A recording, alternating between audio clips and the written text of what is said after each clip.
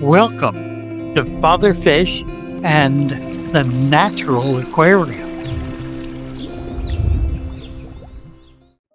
Oh, we've got Christian B. Hey, Christian. Hey, how's it going? Hey, it's going good. Hanging in there. How's it going on your end? I'm doing all right. Hey, that's good to hear. I was just going to show how I breed Bettas. I do them in tubs. Oh, that would be awesome. Thank you so much.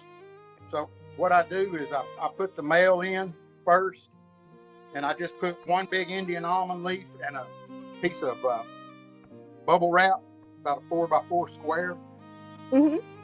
And then I float the female or I put her in a jar. And after a day or two, of feeding them really good, keeping them where they can see each other, but they can't get to each other, I'll turn the female loose after he blows a big bubble nest. And then usually within 24 hours, I'll have eggs. There's actually a bunch of fry in here right now, but I don't believe you're going to be able to see them. They're like microscopic when they first hatch. Oh, wow. So they're just freshly hatched. Oh, I think some movement. Yeah, I see one. Very tiny, guys. Up toward the top left corner. I think that might be one. Yeah, here's some over here, but I mean, like I said, see them? Oh, they are so little. The center of the screen, right in the center. Yep, there's 10 right there. They're in little groups all over the place, but they're really, really hard to. I mean, it's hard for me to see them standing right here at them. Wow. The first time I bred Bettas, I didn't even realize I had babies in the tank until I seen them moving. Wow, that's amazing. Father Fish had told me that they would be really tiny babies, but I didn't realize that little. Wow. I think they're almost microscopic. Oh yeah, and these are almost transparent looking. They're galaxy kois. Oh wow! Like I said, they're so little. They're hard, very, very hard to see. They are tiny. I'm so glad that you've got them at this stage where everybody can see just how little they are when they're newly hatched. I thought the one caught in that little strip of light there. Yep, you can see it.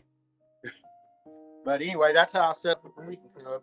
Hey, yeah, I forgot about these guys a little while ago, but I know the tank looks dirty, but that's just a bunch of zucchini and green bean fibers going everywhere because I've got a sponge filter on it with pretty heavy bubbles. It keeps everything kind of stirred up. But oh yeah.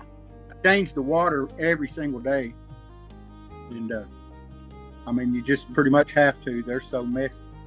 There's like 70 of them in here, but they're all over the hood. They're underneath the filter and on the filter. They're all over the bottom. And they're munching on the green beans and going to town. They're munching on it. Yeah, I have to take all that stuff out every day and change the water, because if I didn't, you wouldn't be able to see in there for all the plant matter. Oh, absolutely. Vegetable matter. But yeah, see, that's a perfect baby tank for them. I mean, absolutely perfect. Yeah, that's one of those. It's called a critter carrier. Oh, awesome! Got the little plastic top on it with the handle, so you can like tote a hamster with you on vacation or something, I guess. Oh, right. But I use it like a breeder box. Hey, that's perfect. But I like to set up filters in all of my fry tanks, as long as the fry are big enough that the filter don't suck them too. Oh, yeah, absolutely. Hey, Budget Bonsai's got a question for you. What are these little guys? These are staghorn bristle-nose plecos. I can't wait to see I can get what they're going to look like when they get adults. That's going to be so cool. Yeah, you can kind of see better the ones on the wood. Oh, yeah. There's so many up there. These were an accident. I wasn't really planning on breeding them. I just, I had a male and a female in a tank of angelfish and had a cave in there, and I noticed the male was sitting in the cave fanning. I shined a flashlight in the cave, and they had just about absorbed their yolk sacs and were getting ready to swim out and become angelfish food.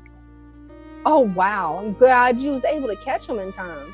Yeah, I sent NC a message because I had never, bred bristle-nose plecos before, and he answered me right back and sort of walked me through what to do. So I got to give credit to NC. Oh, he's very, very knowledgeable on plecos. I mean, that is his favorite fish, and he studied everything he could find on plecos. It's pretty amazing. Yeah, he's probably bred more plecos than I've ever even seen. Oh, probably. He probably has. But I mean, like I said, I didn't even know I had these until I saw them inside the cave. I had to do a quick setup of this little tank and get them in here. Oh, you're not the only person who loves to use the critter carriers. Oh, really? Sonny G1 says critter carriers are great for breeding projects. My phone just flipped again. Yeah, for some reason I've had that problem too lately with mine. Yeah, I mean, it was mid, right in the middle of me showing, it just flipped on its own. But that's okay. I'll finish it out right here in the vertical. Hey, that'll work. Yeah, I saw that. My grandbaby's got a bearded dragon. Of course, it lives at my house. But Oh, cool.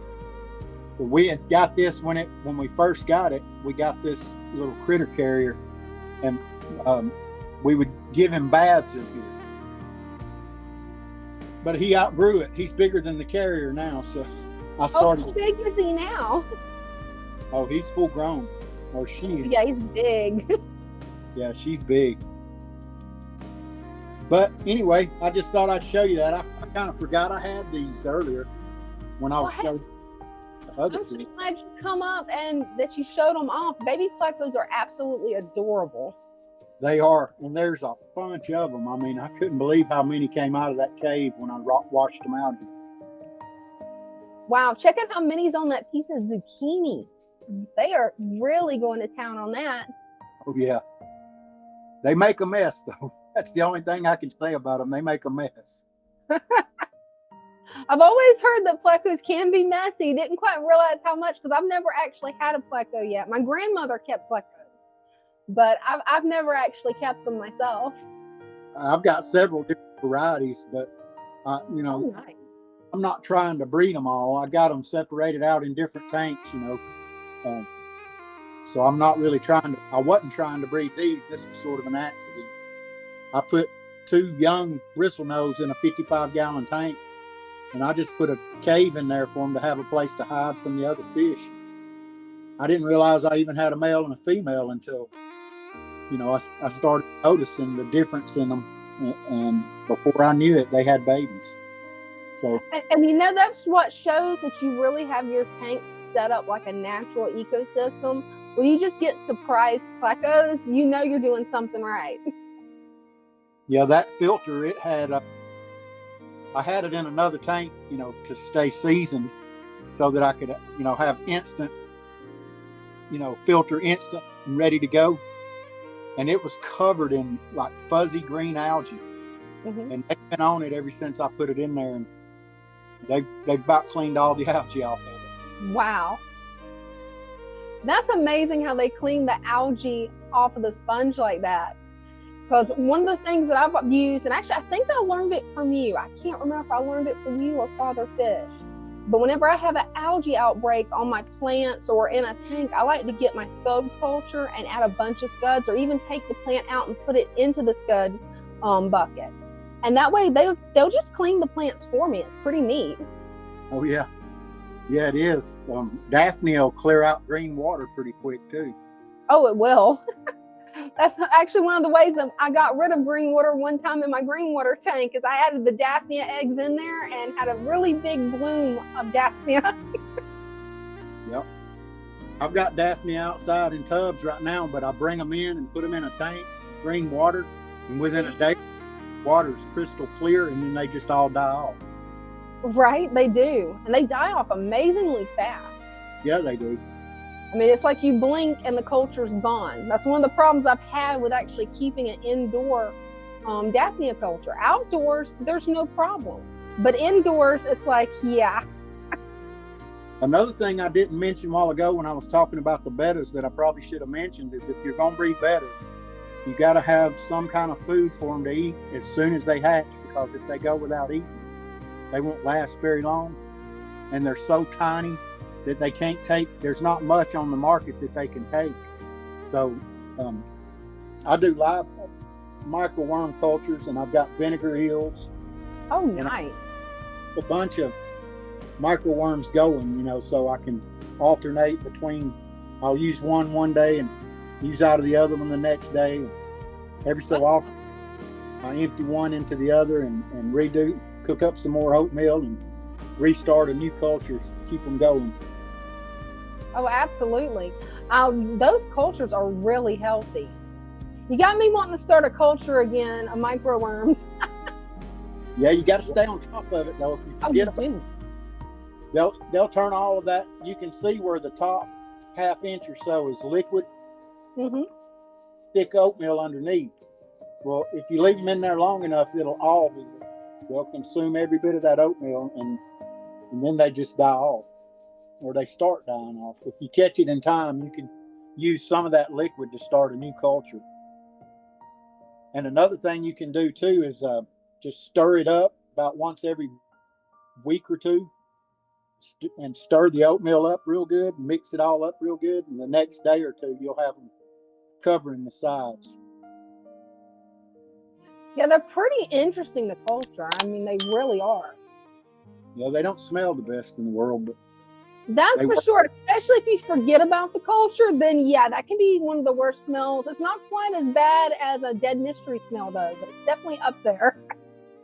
Yeah, when I first get them set up, I put a little bit of yeast in the oatmeal and mix it in real good. And so if you open it up like the first week after you set it up, it smells like you're trying to make sour mash.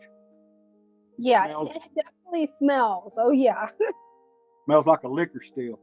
But it does. Then it starts to smell like dirty socks. That's the right. best way to describe it. Like dirty socks from a construction worker's boot. Yeah, it does. After a hard day of work and sweating. Right. All right, well, that's about it. I'm going to get on out of here now. Okay, thank you so much, Christian. Father Fish is best. Father Fish is best. He takes the stress out of the hobby for you. Father Fish is best. He takes the stress